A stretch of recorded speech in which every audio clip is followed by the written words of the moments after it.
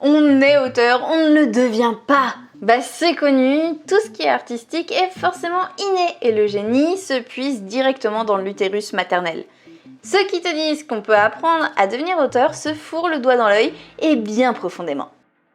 Tous les plus grands auteurs vous le diront, un chef-d'œuvre, ça se sent, ça se vomit avec ses tripes et jamais, au grand jamais, on envisagera de réécrire un chef-d'œuvre.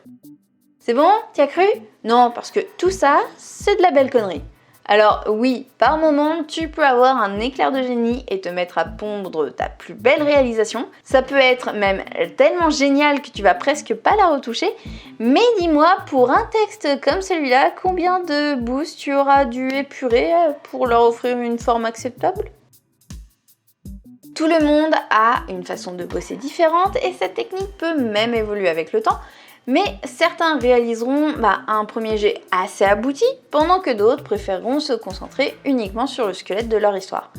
C'est durant la réécriture qu'ils ajouteront les descriptions, les scènes d'action, etc., etc. Pour ma part, entre le premier jet et la version finale, je peux doubler, voire tripler le nombre de mots. Et pourquoi ça?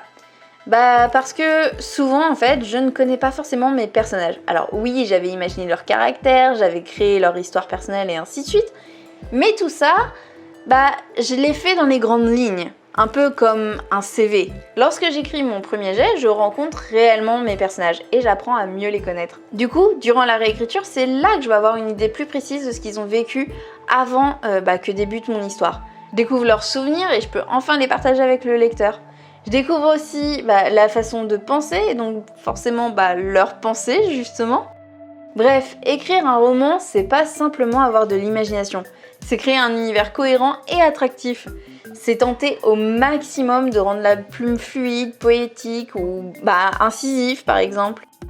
Écrire un roman, c'est une multitude de choses qu'il faut paramétrer et calibrer. Alors oui, ça se fait pas en un jet, ni en deux d'ailleurs. N'en déplaise au génie incompris, un roman, ça demande beaucoup de travail.